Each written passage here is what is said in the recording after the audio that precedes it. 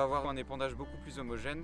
On va apporter le lisier au plus près du sol et donc limiter la volatilisation de la partie ammoniacale de l'azote qui est disponible tout de suite. Là où, selon les conditions, on pourra perdre jusqu'à 100% de l'azote ammoniacal si on épand à la buse.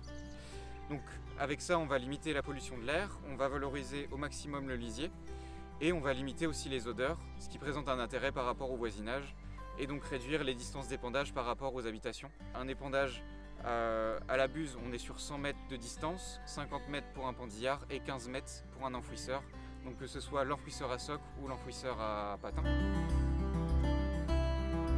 On a quand même quelques inconvénients, donc principalement le surcoût. On va dire qu'en moyenne, on rajoute pour une rampe de 12 mètres à peu près 35 000 € sur le coût d'achat. C'est aussi un petit peu plus compliqué à mettre en œuvre. Il faut faire attention, donc on arrive sur des largeurs assez importantes. Donc au niveau des manœuvres, suivant le parcellaire, ça peut être un peu plus compliqué. Ça va demander un petit peu plus de puissance, mais ça reste mesuré, puisqu'on va quand même pas travailler beaucoup le sol.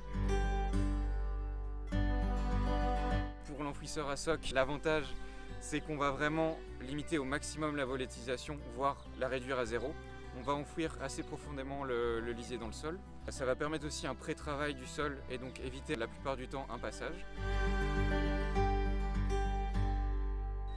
Au niveau des inconvénients, c'est que c'est pas transposable sur toutes les cultures. Ça va pouvoir être fait sur un sol qu'on veut travailler, qu'on veut ressemer derrière, mais sur une prairie, ce ne sera pas utilisable, ni sur une culture en place. Ça va aussi demander plus de puissance. On va perdre en débit de chantier.